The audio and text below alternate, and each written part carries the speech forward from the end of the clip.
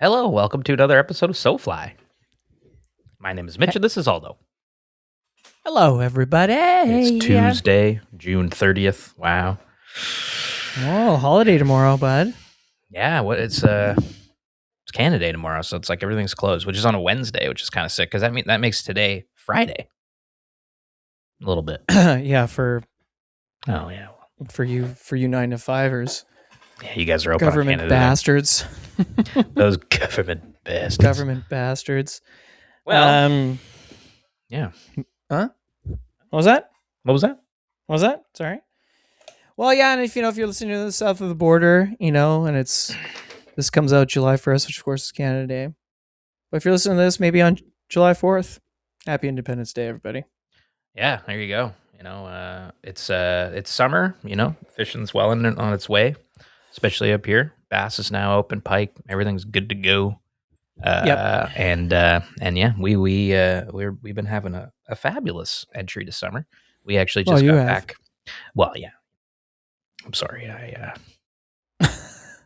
I've been having a fabulous entry to summer, catching all kinds of bass and just running around in the sun.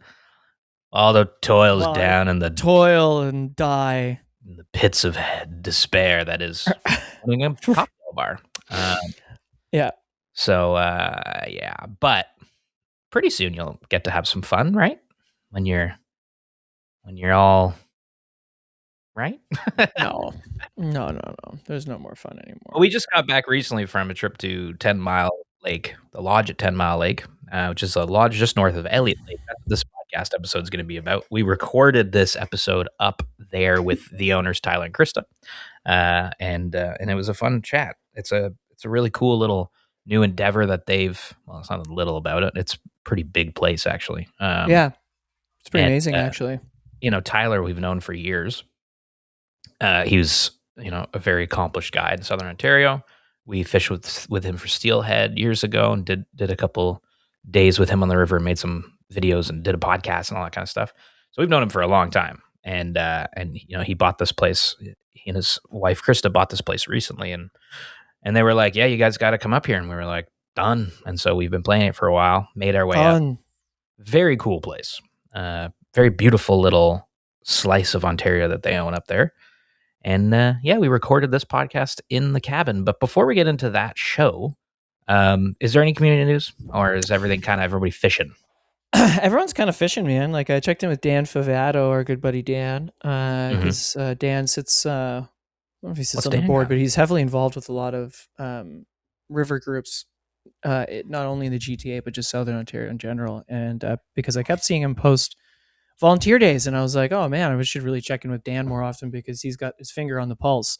But volunteer days is that's awesome. Like river cleanups and tree planting and stuff like that. He's involved with like river anglers and like a bunch of other river groups and stuff. So yeah, and of course, remember, if you listen to this, we always mention stuff happening in Ontario, which of course because we're from Ontario. But if you have any kind of community thing coming up, email us info@sofly.ca, like whether it be like lessons or community days or whatever. But there is some community news. In my hand, I am holding something pretty special to me and Mitch. It's a partnership award from Ontario Streams. And this sounds egotistical because we're like, wow, we're patting ourselves on the back. But really what this represents... We totally are. Yeah, we definitely are. You fuckers. But what this actually represents... so it's a partnership award. This award recognizes an organization who has made outstanding contributions towards improving and protecting local aquatic habitats with Ontario Streams. It's presented to me and Mitch, which is really nice. But what this really represents is a reflection of how much our community cares. And I'd like to just thank everybody who's helped with Sotos for the last 5 years, because 5 years, 6 years? I don't know, man. With your help, we've raised like over $25,000, and not to mention, awareness. And, Mitch and I have been at volunteer days. We've seen some of you guys out at volunteer days, and it's great. It's grown into a really great partnership with Ontario Streams that we, reinvigorate every year. And, this award means a lot to me and Mitch, but it means a lot to us that we have such a cool community. So thanks, everybody. Yeah, thanks everyone for coming out to that event and creating something. Because without people there, it would just be me and Aldo like drinking, Just drinking and alone. Nick Kennedy just drinking cocktails. Yeah, thanks to everybody that's helped make Sotos a thing and helped Ontario Streams and the Coalition for the West Credit as it started. So many cool initiatives. So yeah, no, that was really cool to get that. Honestly, like that. It's really really nice of them. And yeah, so thanks everybody at Ontario Streams and Andrew Orlando, who he moved to Ireland, but he was our original contact at Ontario Streams. We love you. Emailed us about this, and special to hear from him. But the whole team at Ontario Streams rocks. So totally. Yeah, if you want to get involved, just check out Ontario Streams online. There's always stuff to do. Always stuff to do. For sure. And that's a really good point on community news segment, which is brought to you by Yeti. Yeti. We never did get that jingle down. No, we gotta figure that out. Thanks, Yeti, for sponsoring this part of the show. We should like just look into different friends of this river and that river events and see Holy shit. What? Ontario Streams has a litter cleanup on July 10th. Oh, perfect. There you go. Boom. Go help Ontario Streams pick up some litter. OntarioStreams.on.ca/get involved. You'll see a list of things that are coming up. And but yeah, in Brampton from 10 a.m. to 12:30 p.m. you can register for a litter cleanup. It's in partnership with a group called People Against Litter. Dude, I can agree with that. Yeah, for sure. Yeah, I'm with you there. Is there anything else going on in Southern Ontario? No. Like, I mean, from no. not that I know of. I looked at Drift. Yeah, you always like book lessons with Drift, but there's nothing like booked. Yeah. You know what I mean? Ottawa, I'm just seeing now. There's a lot of different like friends of this river, friends of that. There's a Friends of the Carp River. Volunteers dedicated to restoring the ribbon of life along the Carp River. I gotta dig into some of this stuff, man. I gotta really dig in. Oh, he's got to dig. He's digging. Friends of the Carp River. That's so cool. Anyways, I don't know what's going on in Ottawa because I'm completely devoid of attachment, and I've just been spending my time on the water fishing. If there's anything fun in Ottawa, let us know. Should we get into the main part of the show? Yeah. The Lodge at 10 Mile with Tyler and Krista. It was an awesome couple days. Tyler and Krista, right after these words. Well, here we are at the Lodge at 10 Mile Lake. We're actually sitting on the banks of 10 Mile Lake itself in Tyler and Krista's beautiful cabin right here. How are you guys? Tyler, how are you? Oh, I'm fantastic. Thanks, Mitch. Welcome. Yeah, well... Welcome to your cabin. Welcome to your cabin. Thank you for having us here. Krista, how are you?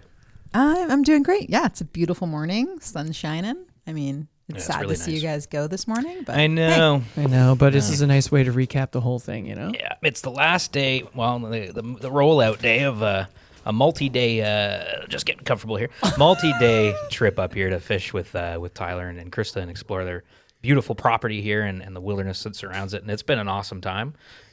We've been catching lake trout, we've been catching brook trout. What more could you ask for? Yeah, I don't know. I mean, we had, it was a cool trip. Like, we've been chatting about this for, I want to say, like almost half a year. Yeah. It seems like. Or probably longer since we found out you got the lodge. And, it's nice that it came to fruition. We came in on a blazing hot, we'll get all into this, but we came in on a blazing hot day. And then cooled off as the week went on. Yeah. Got some rain. And now we're leaving on a crisp but sunny, gorgeous morning.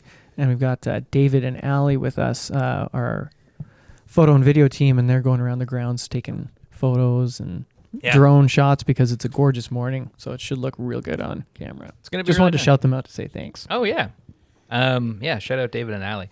Okay, well let's get into this place and your stories because it's a really really magical spot, and you guys have been up here for months now. So it is a fresh endeavor. It is new, but you've been spending lots of time here. Tyler, why don't we start with you? Like, can you just kind of explain a little bit about this place and who you guys are and why the heck we're all here doing this? Yes, absolutely. Well, I mean, you guys are pretty familiar with me, I guess, Mm-hmm. and this may be your first introduction to Krista, which obviously is 50% of me, my equation, of course. But we've met in the past. We did some stuff on the Grand River, right, with the drift boats and that stuff in the past. So it was automatic for me to say, you know, we have this new endeavor. We need to get some marketing. We love Mitch and Aldo. We got to get them up here. And, come on. you know, we made that connection and reached out to you guys early. And, you know, we're so happy to have you guys here along with David and Allie, of course. Yeah, well, thank you. Yeah, so much. Yeah. And, a bit about us. I mean, you know, our history, we worked in the past, you know, at all-inclusive fly fishing lodges from, you know, Patagonia to British Columbia to New Brunswick and did some travel fly fishing in South America, Australia and Tasmania, and spent some time in Iceland. So I don't know. And it was always a dream of ours from doing that we wanted to have our own place someday. And it was a goal that was always in the back of our minds. Of course, life happens, families happen, kids happen, and you have to pay bills, and it, you know, really didn't become a reality for us to do that until now. But as soon as we had that opportunity, we went for it. And it was about a 3-year search and trying to find a great place. And we found this place. I think longer than that, actually. Yeah, like years of searching. Years of searching, and then going, okay, wait a minute. We need to actually liquidate. Like, we need to sell. Yeah. Our stuff and get in a place where we're not connected to anything to be able to open ourselves up to all the possibilities. You know. So what was the criteria when you were searching over those years? Like, what were you looking for? I don't know if there was so much like a list as just like there were lists, I guess, in our heads, and then the combined list. But it was just like, and I think we've talked about this over the week you guys have been here, just there was a need for a feeling to be there. Like when we saw the place, when we like got there, and, you know, it could have been in British Columbia. It could have been in Northern Ontario. It could have been on the East Coast. I mean, we have a special connection to Ontario and specifically to Northern Ontario. We love it. What's that connection? Like, what is? I mean, I grew up here. I always tell people, like, I didn't get to go to Disney World. I went to like a bear and moose camp growing up, and it was always up here. And weirdly, a lot of moose camps in my youth were in this area in Algoma, in specifically like right in this area. And I mean, I didn't really like know at the time, but like I spent my childhood like with my parents, and my dad was a bow hunter and outside, you know, we're like living this life really as a kid, you know, doing wood and all of that. So I think I always kind of yearned to get back to that. Yeah. So as far as like a list, I mean, obviously fishing there needed to be fish. And I mean, that's Tyler's passion. I was like, we have to have that. Yeah. Obviously. But yeah, just the feeling of the place and like the solitude and the separation, which I think is part of what makes this place really special, is that we're close enough, but we're also far enough. Totally. Right? Well, that's a good question. Yeah. Where are we? And how do you get here? Or like, where are we situated in the province right now? Because we're in Northern Ontario. We're in Algoma. So we're in Algoma. So we're in like an hour, like northwest a little bit of Elliot Lake. Like it's an hour to get here. And that's like a drive, 2 boat rides and a portage. And it's about an hour length trip. Yeah. Well, Mitch drove from Ottawa, sort of. Yeah. Your cottage. Yeah. I drove from Toronto. Took me and Allie 5 hours. 7 for us. 7 for you? Which still is not bad at all when you consider how we're really out in the middle of nowhere, you know? No, we got up to Elliot Lake, we did our groceries, and then met you guys at the boat ramp. When you consider Ontario and, you know, the fact that it takes 2 days to get out of Ontario if you're heading west, it's really not that far away. Totally. It's definitely one of the closer trips that we've done. Yeah, for sure. Yeah. No, it's, Yeah, very handy to Toronto, right? Yeah. And or Ottawa for that matter, or London or Southern Ontario, let's just say. But yeah, once you get into Elliot Lake, it's a great little town. All the services are there. Lots of services. Yeah, you can sort of supply up before you come in. And, and you know, those 2 boat rides and that portage just put you right back in the wilderness and on a beautiful lake. I mean, going back to your earlier question, about how we found this place. I think the one thing that really attracted us to it was the second time we came to look at it, and it was mid-November. And the previous owners were like, well, we can't get you in November. The boats are out. Yeah. And we said, well, we need to see it. Yeah. And we got a beautiful November morning. We paddled in. The lake was glass calm. And amazing. You guys have seen it when you're out there fishing, the clarity of the lake. It's wild. Deep, cold. Very clear. And, very blue. Yeah, beautiful. And I think that was I think it sort of like captured us right away, right? Yeah. And definitely. And then we talked about the criteria briefly. This place, we knew it was out there. It was kind of like we kept passing it up to look at other places, and we sort of added it on. And we did kind of have a bit of a criteria. And once we came in and looked at it, I'll refer to it as a checklist or what was in our mind. It seemed like all the boxes, or 95% of the boxes, got checked, and we're like, oh, we actually have to take this seriously. So the visuals available to us. Yeah.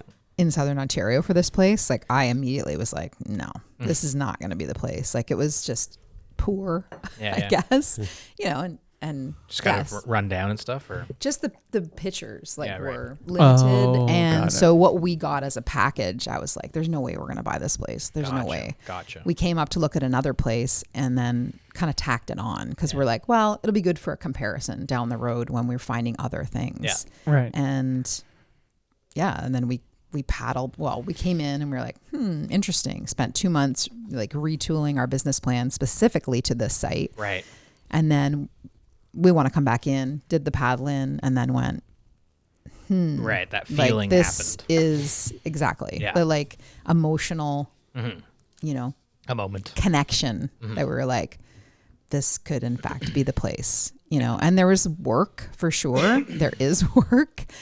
Looking around the site, walking around, we're like, oh. Yeah, of course. But, that feeling was still there. Awesome. It's a huge property. Yeah. Yeah.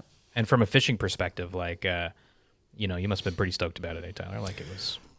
Oh, yeah. I mean, definitely stoked. And of course, I test fished it about 3 times. And so it's actually quite a small sample size. When you guys, what we did in 4 days is you're just touching on what else is out there. I mean, we never went to the east and took that portage into those series of lakes back there. Yeah, there's tons. And, we used some to the west, but we really only touched on 2 of those opportunities, where there's 6, 7, or 8 different opportunities, whether it be a lake trout or brook trout fishing. And of course, the main lake being full of lake trout's unique and just lake trout. Yeah, and brook trout, some brook trout. Yeah, the odd one here and there, so that's always a possibility. And so when you get into a venture like this, there's always a certain amount of risk, and that sample size of fishing to me was enough to make me go, okay, there's something here. And now you guys have experienced, and you can see that there's definitely something. Yep. Oh yeah, right? It's really cool. So, we're here in June and we're catching Lakers in 10 feet of water. Yeah. On the fly. On strip flies. Like drifted flies, trolled flies, it's pretty cool. Pretty neat, eh? And we didn't close the deal on a dry fly laker, but they were rising one night. They're out there. They're definitely out there. The odd one was poking. Yeah. It didn't really set up for us too well. No. But it's so unique. We talked about this. You go up to Northern Ontario. For a lodge experience, you're thinking, at least maybe walleye. Maybe pike, maybe brook trout, maybe. Yeah. But this is just, it's not just 10 Mile Lake that, the lodge is on that has trout in it. All the surrounding lakes have trout. It's just trout. Yeah. It's so interesting. It's so unique. It is, isn't it? Yeah. No, not to hate on, I'm not hating on walleye, of course. There's just so many places you can go for that. Yeah. And, this is maybe lesser, right? Like this sort of thing. A trout specific I've really only seen it kind of exist in Ontario around this area, so it's really neat, like that this lake's just Lakers and it's just really unique. Yeah, and that certainly sort of checked the boxes for me. As you guys know, we were both volunteers for the past Trout Unlimited on the Middle Grand chapter, right? And that cold water, drawn to that cold water and that species of fish. So when we got here, it was like, oh, wow, this sort of fits with the overall sort of pursuit of cold water species, whether it be salmon and trout. And so you had the feeling was there, like a connection to it. The fish checked the boxes. So then you guys, I know it was probably a whole process of trying to lock it down. But when you finally did, the next move was like, well, let's get the heck up here. Because you came up in September, right? And it's June now, 2026. We bought it in the spring, actually. Okay. We put an offer in, a first offer, didn't go through, and then we made summer arrangements. Like Tyler was guiding on the Skeena. I took a job and was concentrating on my master's, and we're like, and then they came back to us and said, oh, hey, maybe we'll take a look at your offer. And we were like, well, the offer has to change because, life is happening. So we made a deal, and we were like, we'll see you in, the end of September. Wow. So awesome. Yeah, and then we spent the winter here. Yeah, we came up. Yeah, what was it like when you first got in here? Like just you guys with a couple bags. You're like, okay, I guess this is it. Well, we had a bit more than a couple of bags. Just like, could have been a little more than a couple bags. I like think 3 boats full. I think it didn't take us about a week and a half that we both dropped maybe 10 or 15 pounds because we were lugging just so much hauling stuff, bags, hauling stuff in. But, and honestly, the first 2 months, we'd like be like so busy, and then we'd like get up one morning, or we'd like stop for dinner, or we'd be coming in from somewhere, and one of us would be like, oh my god, like we own this place. It's so crazy. It's so surreal. Like this is our home. Like we it's own pretty cool. this log cabin out here on the shore of 10 Mile Lake. That's it's crazy. Let me paint a picture a bit of like the footprint of this place, because when we got here I was like, oh, well, this place is huge, like not just the main lodge, but you want to talk a little bit about like your acreage and how many buildings you have and how many boats you inherited on how many lakes? I let Tyler talk about the lakes and the boats. I don't even know how many boats there are out there, actually. I'm not sure the previous owner knew how many boats there were just out there. Away, we have 9 cabins with some, a myriad of outbuildings, outhouses, maintenance sheds, that kind of thing. But 9 cabins that, are rentable cabins. Obviously the main lodge is where we live, so it's not being rented. So there's 8 other cabins out, so idyllically set and placed over 10 acres. Some of them are right on the water. I mean, I would almost call them all sort of waterfront because it's such easy access to the water. And some are tucked off and have some privacy, like, with overlooks. You guys have seen them. Really, the hilltop one and really pretty. And we're renovating the gallery right now, and it's it's just like everyone has their own little like special either view or something about it, like the feeling, back to the feeling, right? They all have their own little feeling and history and and I think sorry to interrupt, but one of the things that is really unique about here is the history of the camp too, right? So we're in one of the original log cabins that were built on site. It was originally a logging camp, and then of course there was a lot of mining activity around Elliot Lake at one time, and I mean just the core samples over there behind us, so the history abounds. And then it was converted into a fishing lodge. So, because what year was it first established as like a camp of some kind? It was in the 70s. It was in the 70s, and it sat actually derelict for a little bit between like logging camp. Wow. Until like fishing when the previous fishing camp. Yeah. And then of course this is an original structure. We have 2 other log cabins on site that are rentable. That are, I think they were maybe built a little later, but very much. The cabin you guys are in, the cottage, that was built in 86, I think. If you look, I was built in 86. There, there you go. It's scribed in the wall up there. Do you guys ever just go sleep in any of the other cabins? Like, I'm going to go sleep up there today. That one that overlooks the lake is so beautiful. I'm like, I wonder if they're just like, let's go sleep in there for like vacation. Okay, well, let's get into logistics. We have to take the laundry into town right now to get it done. So shit. We're like, unless we're taking our sleeping bags up there, I'm Keep like, it no. easy. But I mean, sometimes we are working and then go, ooh, maybe we should walk like to the like east side of the property. We haven't been there in 2 weeks. We should probably check it out. Make sure all the buildings are still there. Yeah. No, it's fantastic layout. I mean, from streamside cabins, the trappers in the bunkhouse. Yeah, there's a little stream that cuts through the property. Yeah, that's right. It's pretty cool. And it's unique too. I mean, it is full of life from, some of the species of fish that use that actually as a spawning ground. Yeah. The white suckers and the long nose suckers, which is quite an event around the long weekend in May, because it's just packed. It's right? packed with full. fish, and it's like, oh wow, and then those lakers all end up in this bay, following those hordes of bait in to So cool. Sick. Which is a side note to the cabins, of course. To of course this series of cabins right here along the waterfront near the dock, and then like Krista, or like you mentioned, the two tucked away up on the hillside, and there's just variety. The sauna cabin. Yeah, there's a But I mean, sauna. getting back to the stream, that's also provides our power, right? Right. There's a So micro cool. hydro turbine in the stream. Okay, So cool.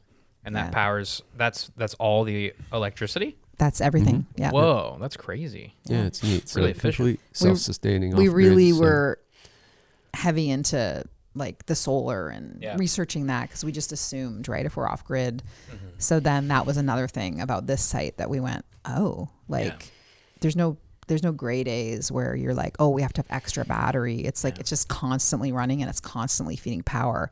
The flow might reduce, so there's a little bit less power being fed in, but it's constant, and it's like it's a pretty amazing gift actually to a site like this. Yeah, we have to manage that a bit. We do Watch our usage to make sure we're good to go, but for the most part, it's been operating quite well for us. So we only recharge our battery packs once. Yeah, So that was pretty handy. Yeah, no, it was really good. Yeah. So people, when they come in, they can have their pick at the cabins, and they can rent a cabin for, is it typically like a week kind of stay is what you guys do? People can pick whatever they want. Yeah, we're doing 3, 4, and 7 night stays actually. Okay. And we try to organize our water taxis because of our remote location, on 2 specific days through the week. Right now it happens to be Wednesdays and Saturdays. Yep. And try to get that type of work done all at once on one day. Yeah. And then once you're here, you have your cabin, waterfront. There's the boats available to you, canoes that comes with your cabin. And I mean, the area becomes your playground for the duration of your stay. Yeah. And we're here to assist that and make sure people get pointed in the right direction. Guiding service is available, learn to fly fish services available, and some great hiking. Sure. Two designated canoe routes pass right in front of the lodge. Awesome. 2 loops. So we're really hoping to. There's a mess of canoes here too. Yeah. We have paddle boards as well. You guys didn't have those out, but we have some paddle boards and the canoes available. That's just part of the rental. Yeah. So we when would sort of like to get into like Tyler said, the canoe routes going by and getting having maybe the bunkhouse that's available for like overnights if there's like a group coming through that wants to, just stop by, or hey, you can come and base yourself here for a whole week. That's great, but we want to kind of promote that canoe culture, and because you guys are big paddlers, canoeists too. Yeah, that'd be cool. Like you're like on halfway through your trip or rounding the end of your trip. And you're like, laying in bed's not the worst thing in the world. Totally. Yeah. Well, and the older you get, the more you're like, ooh, a bed would be nice for sure. But it's cool. Like, a bed, you can reset and do the rest of your route. It's kind of neat, actually. And some cool connections we made, like the Waterways Collective, which is like an Indigenous youth paddling group. They reached out to us. They've come in. We hosted them for like an afternoon. They stopped by on their way through.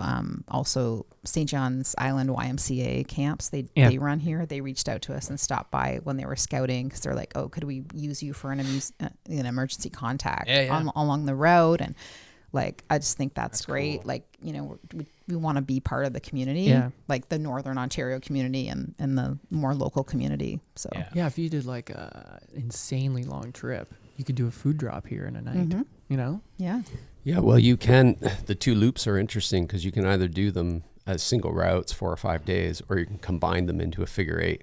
right? So we'd actually be quite nicely centrally located for a food drop or something Oh, like cool. that. And so I guess the message to the canoe community is we're here.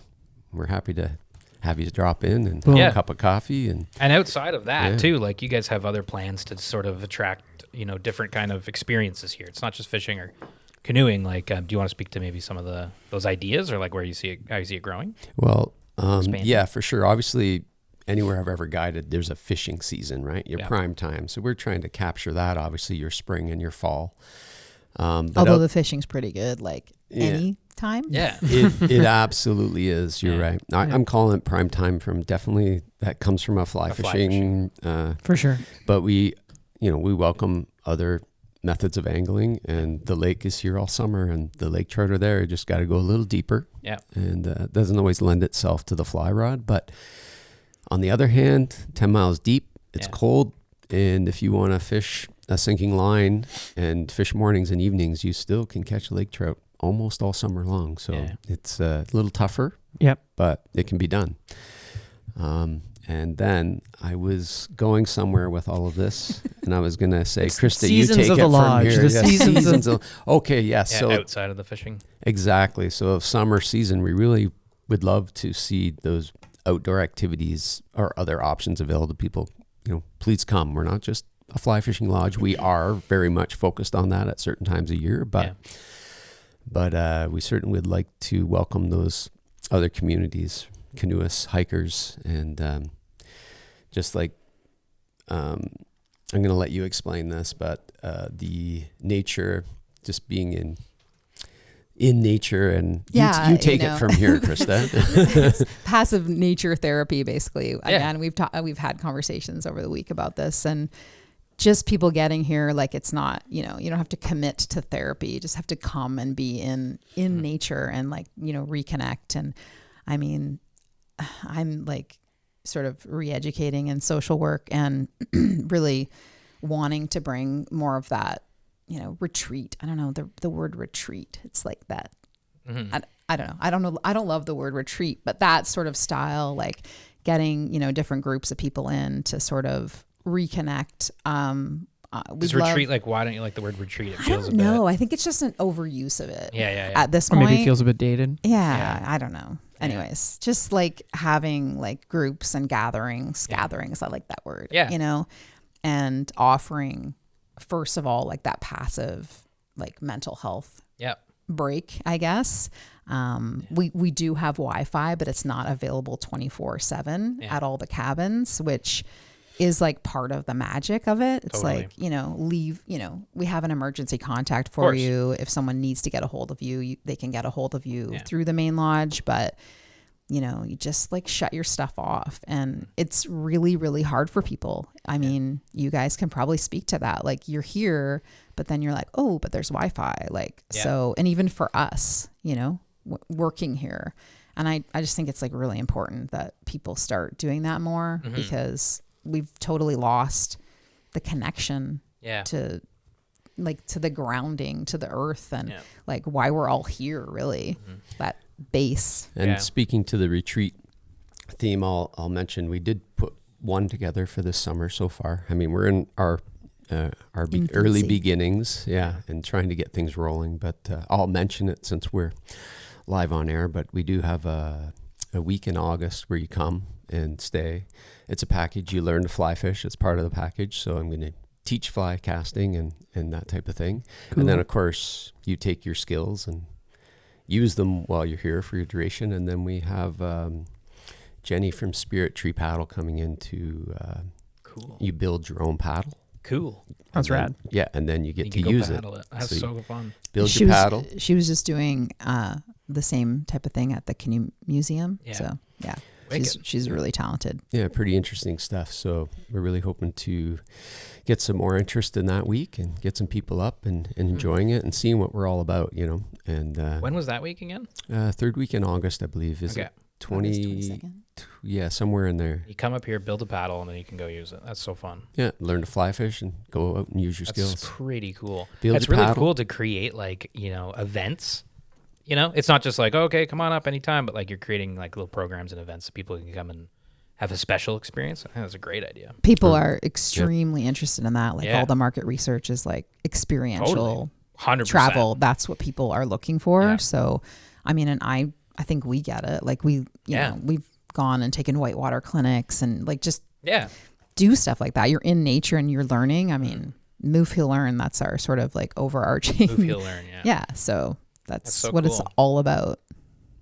Yeah. And I mean, for us, those types of programs that we've done before have always been extremely like fun, like to learn something new, right? Absolutely. As a for couple sure. together, and it, you know, just kind of it leading helps. with the paddle would be rad. Yeah, that'd be so cool. People really like that, you know, like that takeaway, right? Yeah.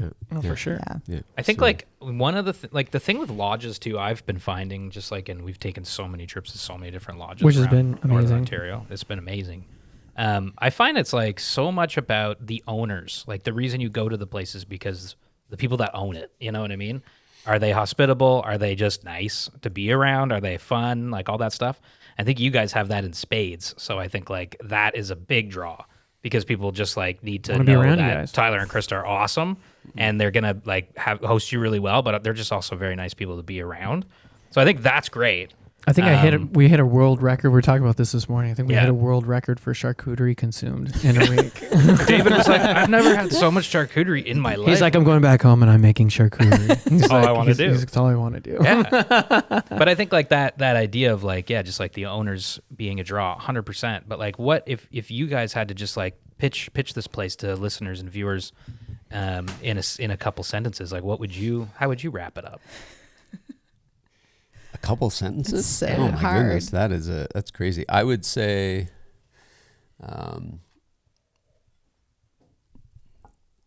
fantastic accommodations in a remote setting that is somewhat handy to Southern Ontario. Yeah. Man, you got to drive a bit and do a little work to get to a place like this and experience it, right? It's not just renting a cottage in Muskoka that you drive up to. Yeah. There's a sense of adventure that goes with it. But once you're here, you have different levels of accommodation to satisfy your needs for comfort to being quite rustic. Yeah. So I think we can appeal to a broad crowd that way, whether you be canoeist or a couple or someone who's interested in getting into fly fishing or paddling. Maybe your spouse, you want to introduce your spouse or your partner to that. Great place to learn.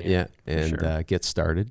And then from there, it's just natural beauty in the heart of Algoma, surrounded by cold, clean water. Yeah.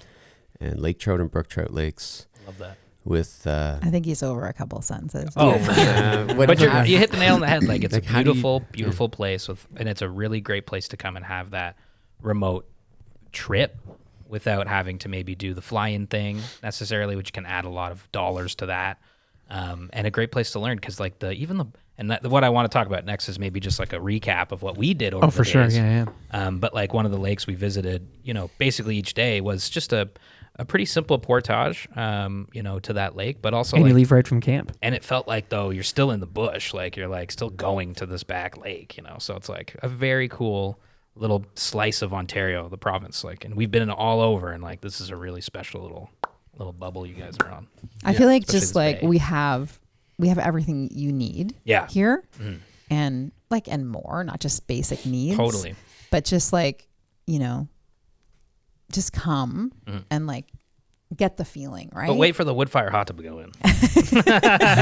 Now you have to do it's coming. it. It's coming.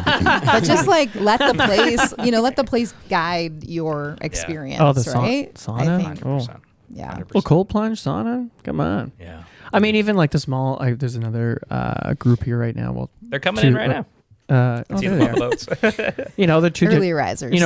We spend every day pretty much going into the back lakes or whatever, but they showed up and like, we just want to fish the main lake. It's like, okay, cool. You do you. You don't There's have a huge lake. There's a huge lake to explore. So Yeah, it's not all about backcountry. I mean, right in front of the lodge, we fished every evening. Yep. Yep. We touched fish. We had bumps. Yeah.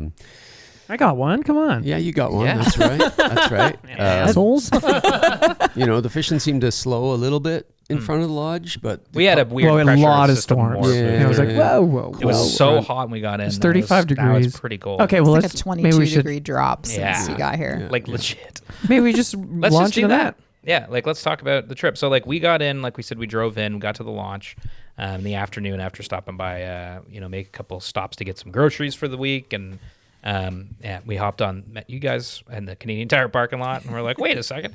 And then hopped on the boat. So yeah, when we got to the launch, it was easy, but you picked us up in the boat. We shuttled our way too much stuff because we have cameras and podcast equipment. Way too many things. To the first landing, and then you guys really did everything. We just kind of stood there getting eaten by bugs, which are absolutely terrible this time of year, and add to the experience. If you're going to go to Northern Ontario, like that's just bring a bug jacket. just get ready to get flown away by like a horde of black flies, because definitely bring a bug jacket if you're here early June. Just to like let people know that that does fade. Oh yeah, of course. The summer and fall months are not like that. I think July, August, definitely September. part of our fishing season program, right? It's a fishing thing, and I think anglers actually kind of appreciate the mosquitoes and black flies. It's almost like a badge of honor. Yeah. You're like, oh, those bugs are nothing. Back at the you're like I was Totally. Yeah, exactly.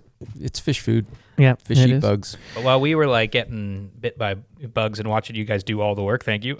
You loaded up the next boat. We came into camp and into this little back bay, and got our first sort of eyes on this place. Yeah, it was awesome. It's tucked away in like a bay on 10 Mile Lake, which we've maybe touched on a little bit, but like what a cool little spot to be, because this lake is huge. It's 360 feet deep, like out in the middle. Tons of bays. Like you could spend literally your whole life just exploring this one lake and never do it all. But this is like a little arm and then a really beautiful bay that you're the only really people intimate, here. Yeah, there's only 4 other buildings on the lake. 4 private camps, yes. Private camps. Yeah, 4 cottages. private camps. We call them Cottages, yeah. camps There was up here. one like it's just like a one person's single family thing, Yeah. All off-grid feeling. Yeah, I mean, there are neighbors and great people, and they aren't here very often. It's quiet, but I mean, it sort of adds to the mystique of coming in, these little cabins, this isolated cabin on a point that sort of captures people's imaginations too a little bit, right? Yeah. And then otherwise the shoreline is completely wild. Yeah. And untouched. like you said, the lake is huge. Yeah. And I don't know, it'd probably take a lifetime to see it all. For sure. So, yeah. And then fishing wise, we got all rigged up and everybody was excited. We unpacked and repacked and rigged the cameras and rigged the rods, and we were ready to, made a plan for the next day to head into Back Lake. Actually, we did that the first 2 days. Yeah, for sure. And we had an awesome dinner with you guys, which was, again, thank you. It was really great. And then the next day got up and went into Esma. So that was the lake we were talking about. It's like a portage from camp. How long is that? Like maybe 450 meters. 450 meters. I looked at the map. Okay. Yeah, from the actual portage. From the portage. From here, right. It's closer to a kilometer. Right, from the camp from itself. From camp itself. It's still a pretty short portage. Yeah. Yes, so if you're renting a cabin, like you guys Yeah. were here staying with us, you could walk out your door. Yeah. 1,000 meters. Yeah. You're at the lake. Yeah. And there's some boats staged there for use. Yeah. And you're fishing. Which is in a non-operating provincial park also. Right. It's a sanctuary, that lake, right? What does that mean, Tyler? Sanctuary. So what they've done up there, well, interesting. I don't know how far you want me to get into this, but I'll go super fast. Go for it. Yeah. Yes, No rush. Yes, there's 4 lakes in the area that we use that are sanctuary lakes. Back in the early 70s, the MNR identified those as potential good lake trout habitat. So there was no fish in those 4 lakes of any kind. Because they were just fished out from, No, I don't think they had any. They weren't fished out. They just didn't have Lakers in them. They were high enough in the watershed that, the char as those glaciers receded didn't make it in there. Don't know why. But the MNR introduced lake trout over a series of years, kind of like a really small planting of them. But the idea was to see if they would spawn and naturally establish on their own. And they did. And so those lakes are designated sanctuaries. They're closed from Labor Day to the long weekend in May. So we can't fish those. But So there's no ice fishing in those lakes. There's no fishing pressure outside of that. Kind of great, you know. It's fantastic. You guys experienced it. Yeah, that really helps with the fishing. Oh, the fishing is insane. Yeah, and then beyond that, I mean, the lakes are even a little bit further back in, all accessible within a day trip. Okay, yeah. But still lightly pressured. And I mean, I think that really sustains a fantastic fishery for us. There's and our easier guests. access in the winter, right? Of course, you just ride frozen a lakes and everybody has a snowmobile. So to shut those lakes down during that time is really great for the conservation of it. No, it's cool. And then we like you said, we fished it. We fished it the next 2 days, and man, we in caught the first 5 minutes. We got you were hooked up. Yeah, like it was crazy. Like, on a nice fish. Yeah, we and I lost it. We really nice fish, like really nice fish. It was a shame that we didn't see it. It would have been awesome to net it and take a picture of it. We did pop off on a view, but we were hooking them. Like we were very consistent. There's a ton of fish in that lake, and they're all like pretty, like agreeable. Yeah, and really great campsites to have lunch on. Yeah, had lunch on the campsite. Thank you, Tyler, for whipping up a wicked shore lunch on the oar. What were we calling it? Oar lunch? Charcuterie, yeah. Paddleboard. Delicious and super fun way to just break up the day. And then, I was just amazed that, like, you're going to just keep catching fish. Like, it was pretty frequent, pretty consistent. So, really cool lake. That's cool because we're, like, using... it's all still water fishing, right? Yeah. So, we had that awesome episode last year with Ian Troop. But what's interesting about lake trout fishing is that, like, they're definitely more aggressive, and they definitely love a streamer. So and in that lake anyway. And then we got them on the. We got them on the wind drift. We got them on the troll, and Tyler, you got one on the strip fly too. So. Yeah, that's cool. Right. I mean, it's... definitely bring your sinking lines, for sure. Yeah. You got to have that. Yeah. There's no question. I mean, early season up there, you could do full floating lines because you're fishing to shoreline structure. Right. Early in the season, ice out, water temperatures dictate that. But then they start to move off. Mm-hmm. So then we're definitely transitioning to those intermediate lines and those sink 3 lines. But so far, we're June 20-something. Mm-hmm. I don't know what it is. Yeah. It's the 15th today.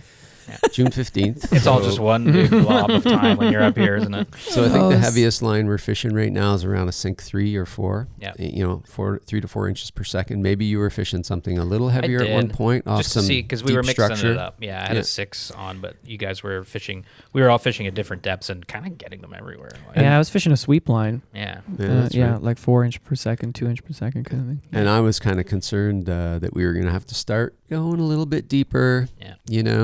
And then the one day I forgot my sinking line. Mm-hmm. And I had the full intermediate. Didn't matter. That's the day I got the one on the strip. Yeah. And so lake trout are an interesting fish. They'll move a long ways for a fly when they'll be set up in that favorable water temperature. But if they see something looking up, 8 feet over the head, they don't mind coming up for it. So one of the first things Tyler ever told me about trout.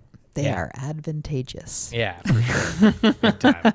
And like, I think that's why you could do tons of different techniques. We were trolling just to find like, maybe there's a pod of fish, and then we would cast and strip. But like, you could still water fish for them probably the same way you fish for bows in a lake or whatever. Like, yeah, the week before you guys were here, we were set up with chronomid rigs, right, and an indicator.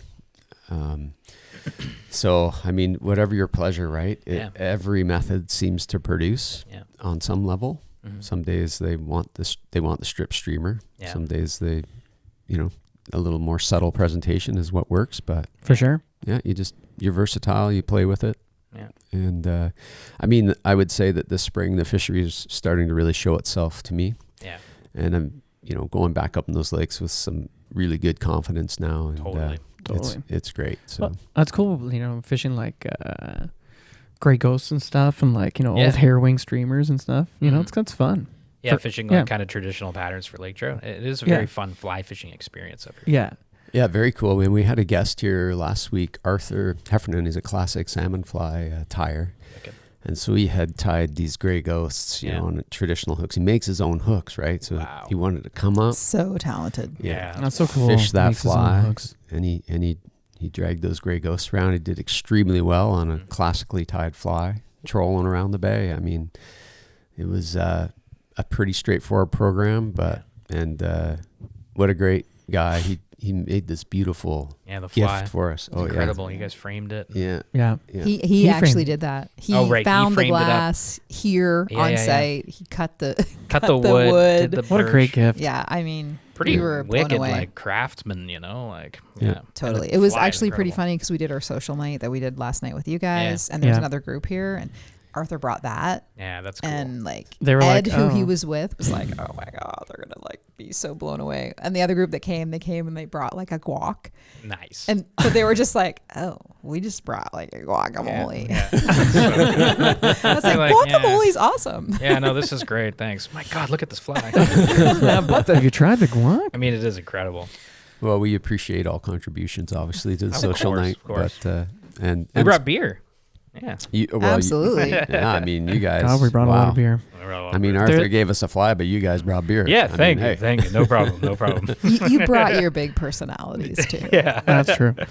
Oh man. Yeah, so we fished Esma for two days. 2 days, and then the third day we were on our own. So we did a lot of shooting around here because it was like it was raining a lot. So we were like shooting the cabins and doing stuff around here. And then when the rain let up, we hit the main lake. We got a couple bumps. I got one in front of the lodge, pretty much. Yeah. We wanted to fish more of the main lake, but the wind was, we were having 52-kilometer gusts. Yeah. Which was we did make it to the waterfall area, which looked really cool. Yeah. If you hike up that, because I noticed there was a trail, like that goes into another lake, obviously. And are there trout in that like kind of rivery, rapidy thing? Like, or is it too skinny and fast? Well, I don't think there's too many trout. Yeah. That drains the surface water off the lake above. Okay. And it's great early season after ice out. It comes right over the rocks, right? Into the lake? Yeah. It's great early season because the water temperature is a little warmer in those interior lakes. So it draws the bait in and draws the lakers in off that waterfall. That pretty makes good. a lot of sense. Yeah, it's really cool.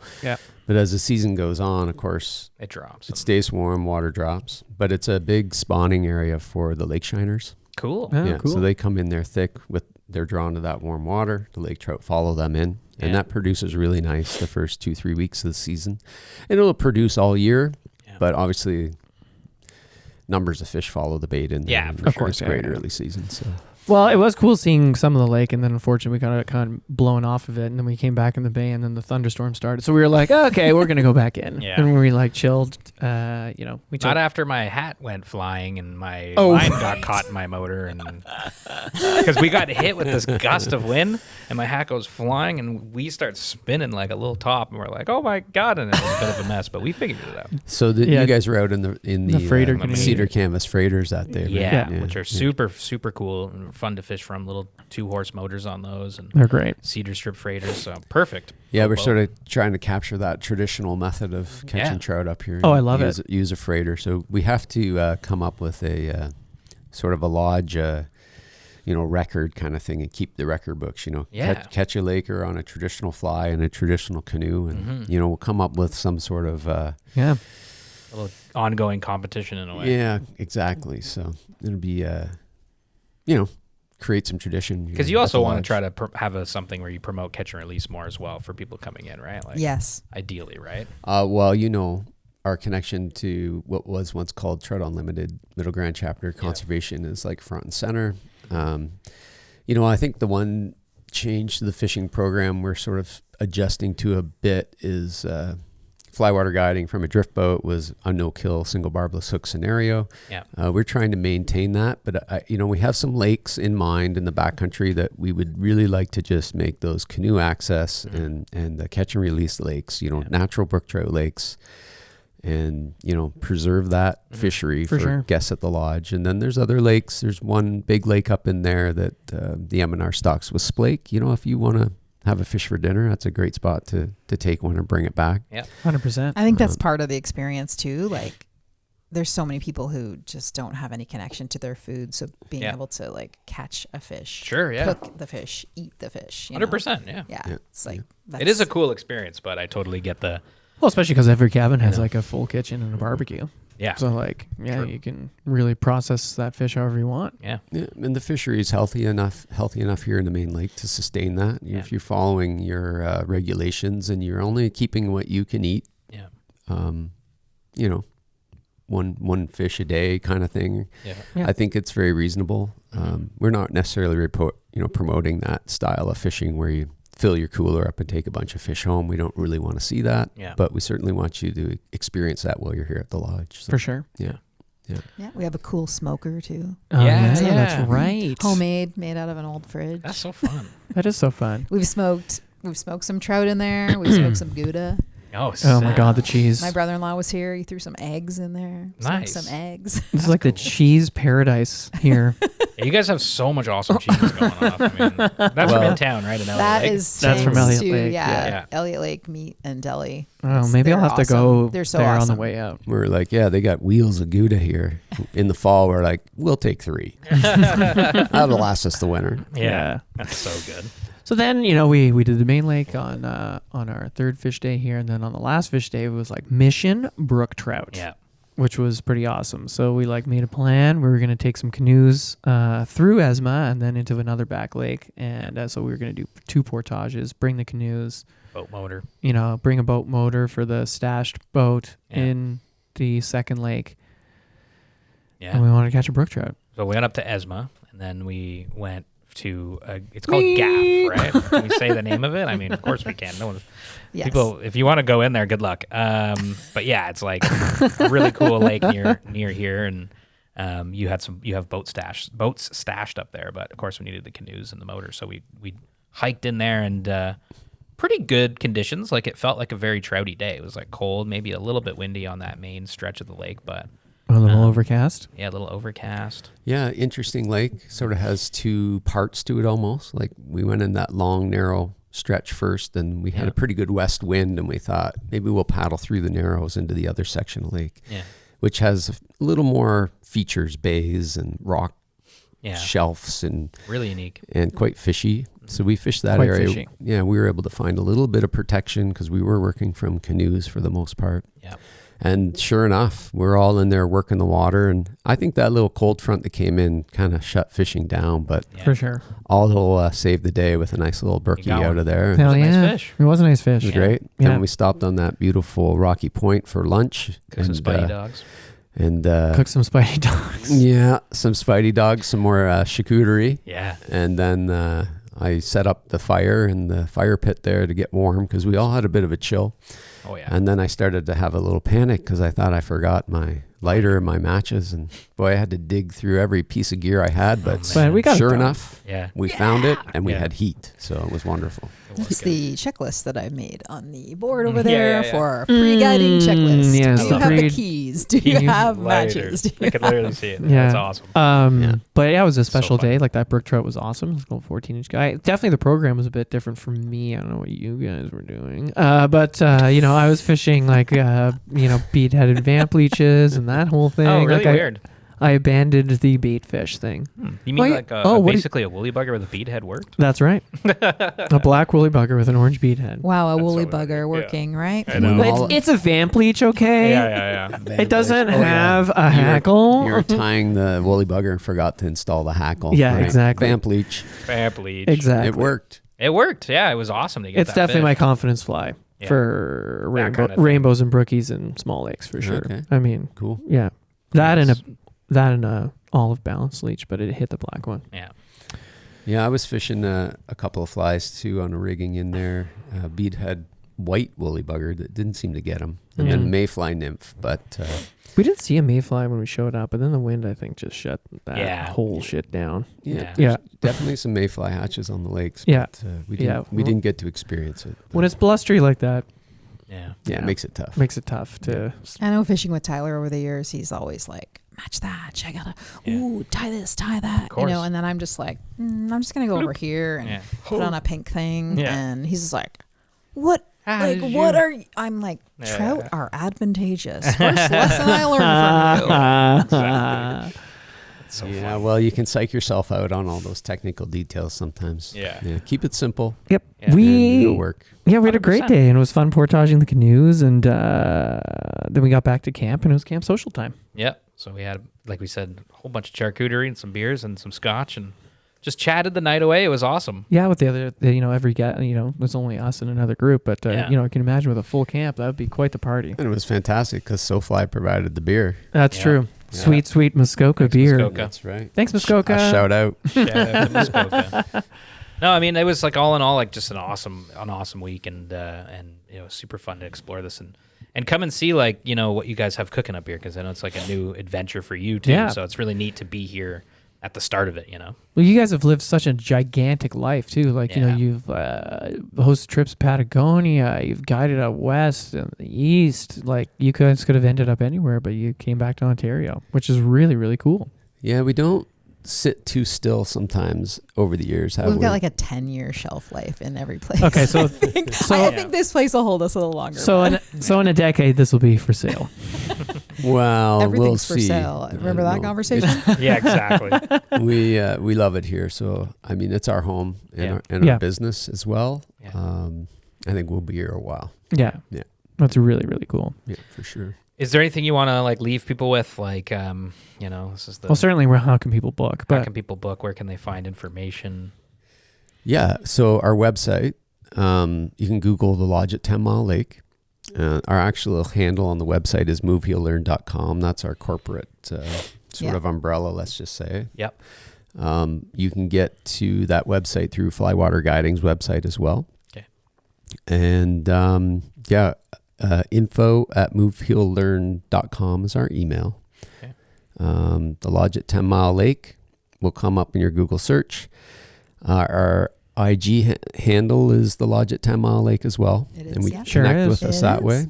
So telephone numbers are on the website, email, and you can direct book through the website, through our online booking, or give us a call and we'll talk about your potential itinerary and set something up for you and make sure you have everything you need to have a successful trip. So we want to promote, service forward. And so, we know there's all kinds of people out there who, are maybe technically averse, like a phone works. We are still of the generation where we can talk to you on the phone, answer questions. Like we want it to be a personal experience. If you try to reach out and we don't get back to you, reach out again or reach out in a different method, because we are super busy here, not always connected all the time. But we want that personal connection for sure. Like that's a big part of who we are and what we want to do here. So we're welcoming you into our home. Yeah. And the area that we reside. I feel that, and I think that's a really cool thing, Yeah. So, I mean, if you're listening to this and thinking about planning a summer trip, I feel like July up here would be really nice, but also that paddle thing in August sounds really cool. So. But also the fall with the fall colors would be pretty. The fall up here, like you said, that's when you paddled in and got that feeling. So the fall up here would be nuts. When everything's a blaze of color. And you're just catching lake trout. The fall is amazing. Yeah. The fall was brook trout in the unbelievable. fall colored up too. You mentioned black flies earlier in June. Fall, no bugs. September, right? October, no bugs. The lake is still swimmable. It's perfect. That brook trout lakes would be really cool in the fall. Yeah, you get a big colored up brook trout in the fall. That'd be that's awesome. Right. Yeah, so you do, from a fishing note, the lake trout season closes Labor Day, but all those brook trout lakes are open to the end of September. That's the move. And that's your move when you come up. That's your focus. So. That's awesome. Yeah, really cool.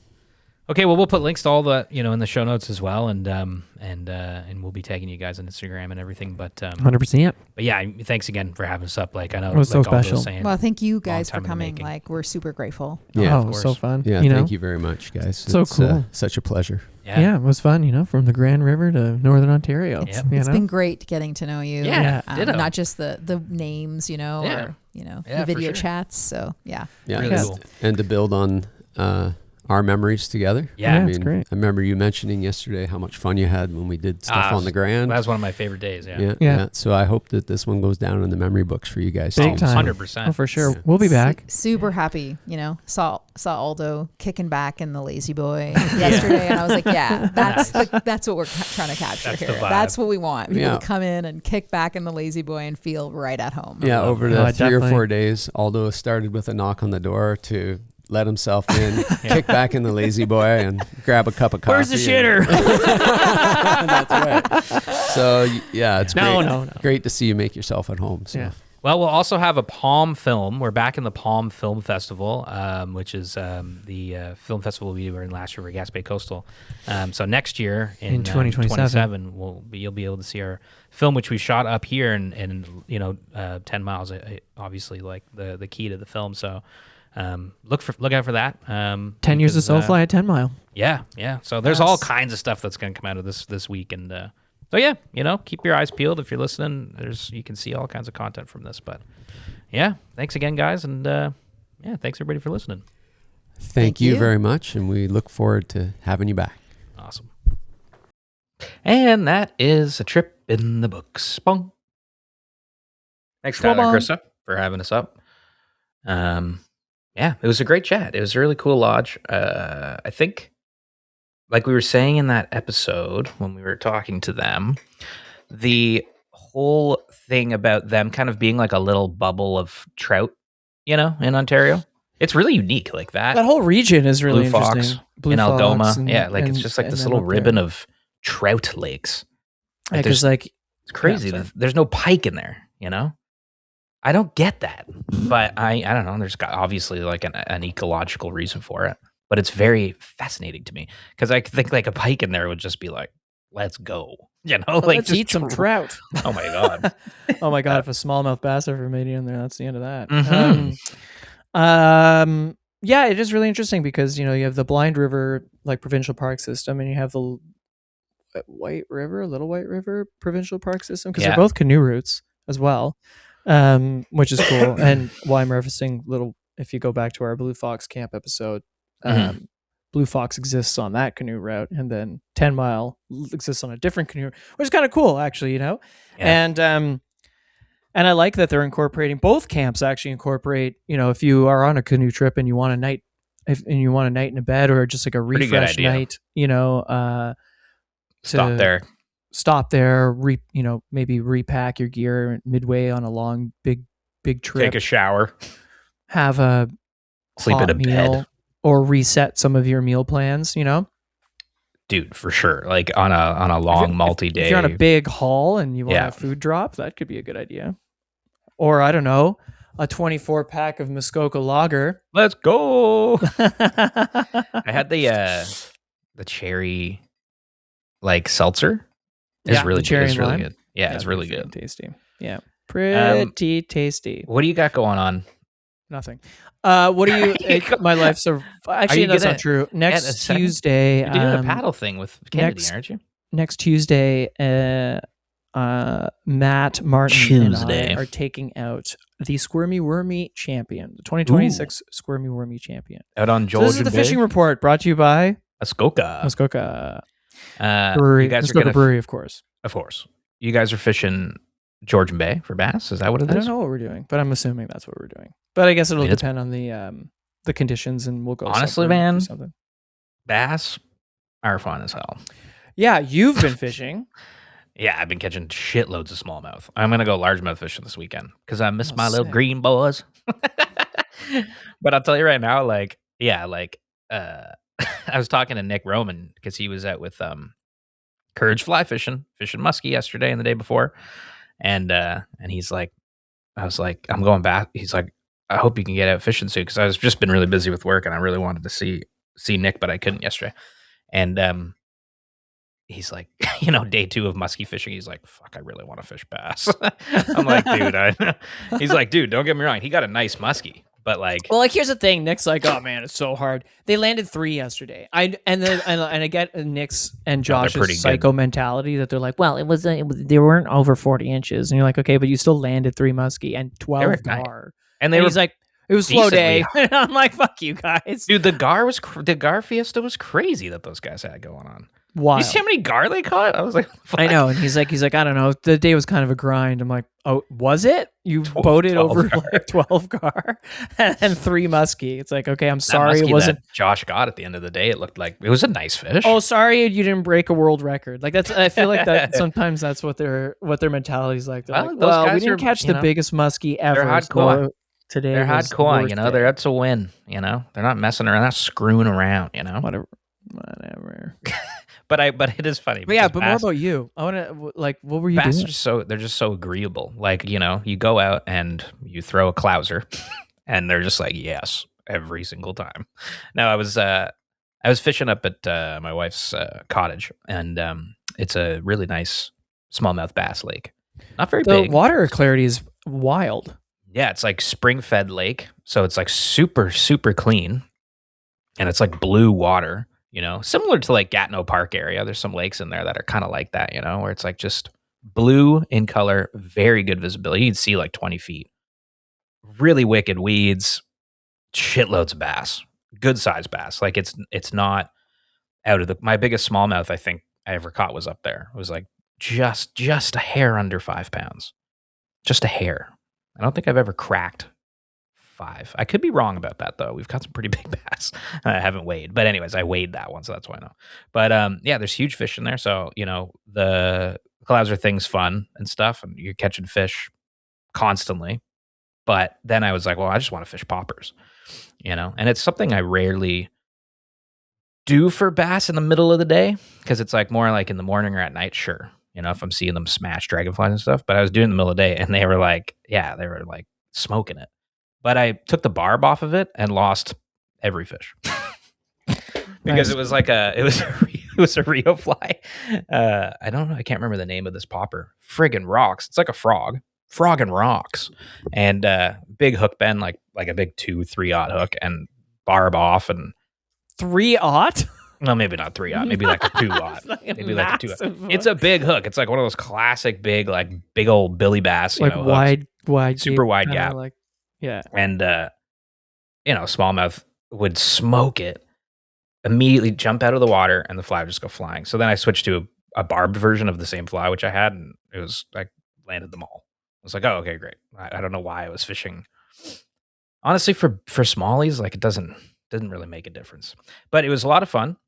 Caught a ton of fish. Smallmouth are the best, and I kind of forgot because it's a while till we can fish them here in Ontario. Like the end of June, basically. It's like Jesus, yeah, which is fine. I don't want to. I literally saw them spawning a few weeks ago on the reds, and so I was like, I don't want to touch those guys, obviously, but yeah, bass is really fun, and I'm gonna go out for largies this weekend, tomorrow being Canada Day, and just catch bass, baby. It's the summer of bass. Let's just go bassing.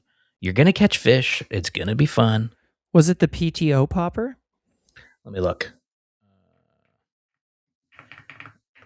It's awesome. It's like a little. No, that's sick though. I do have one of those. I have the frog PTO popper by Rio. Was it the shimmy frog? Probably. I'm looking at their flies right now. It's sick. It's an awesome fly. I really, really liked it. Was it the foam slice frog? Yes, that's the one it was. What, the foam slice? Yeah. Let me just double check to make sure. It was, drum roll, please. It was the Rio. Oh, it was the Dreadnought. The PTO Dreadnought. Oh, sick. That's a cool fly. Very dope. The fish loved it, and it popped in the water wickedly. I mean, it's, like bass. I mean, the shimmy frog's pretty sick. I want to get one of those. The Dreadnought was tied by a guy named Mick Trompin. Let's look him up. There's no way Mick Trompin is a real name. Is it? Well, I'm just reading the description on the website, bud. Nah, I'm just messing with you. Mick Trompin. It just kind of sounds like I don't know. I'm sure he's an amazing tire. They're an amazing tire. I don't know. It's a beautiful fly. Fish it slow, pop it, strip it, or walk the dog. He's got a fly called. Oh yeah, I know this fly. He's got the fly called the Smash Mouse. Oh man, nice. That rocks. Anyways, yeah, been having a lot of fun catching bass, and Smash Mouse. I was out on the Mississippi recently as well with Kevin. Yep, friend of the show here in Ottawa. We had a good time. Caught some bass. Caught a pike actually, which kind of surprised me. Broke off because I was fishing for bass. Didn't have any wire on. Did not expect to see a pike there. But it is, being back in Ottawa, it's very warm water fishing time. It's fun. And what do we got coming up? I mean, we're going to be doing some trout later in the summer, like towards August. Well, are you gonna get on the muskie game in Ottawa, or what are you doing? Yeah, for sure. I just gotta fandangle a boat to get out there and do it. And I got to get a muskie net, which are like fucking $400, but they are. A big muskie net's friggin' expensive, man. Well, everything is expensive. Wee wee. I don't know. If anyone's got a deal on huge, good muskie nets, hit me up. I'm sure there's a place called Canadian Tire that might. Come on, baby.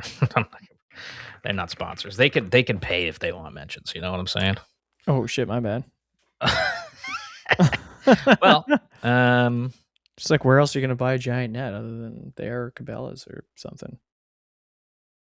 Oh. LeBaron isn't around anymore. I would say I do have Cabela's gift cards actually. Now that you say that. Very problem solved. Problem solved. Actually, that is totally what I'm gonna do. Okay, well, you know those giant. I mean, if LeBaron, there was like a. Do you remember LeBaron? LeBaron was so sick, dude. LeBaron was sick. Do you remember Fishing Buddies in Ottawa?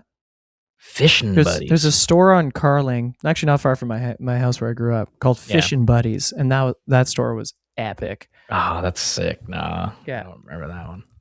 Yeah, you know those little local fishing shops. You know, like there was one in Stittsville called Bits and Baits or something. I used to go there to get. Great name too. It was sick. I used to go there to get minnows for ice fishing. It was. Well, awesome. Is there a conventional tackle shop around you? Oh, brother. Probably. I do. That isn't a big box store. You can spend some cash at. I used to like get so excited going to LeBaron, man. It's not still around. It's like fully closed now, right?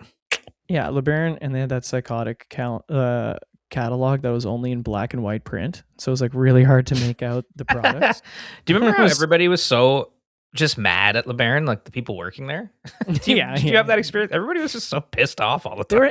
They weren't necessarily mad at anybody. They were just mad. They're just mad, and I was like, just like, what's so mad in here? It's like you're just selling like fishing lures, and it was an odd experience, and it was the best. I loved going there. Yeah, good old Ottawa fishing shop lore. Well, everybody, thank you so much for listening. Tyler and Krista, thanks for having us up at your abode.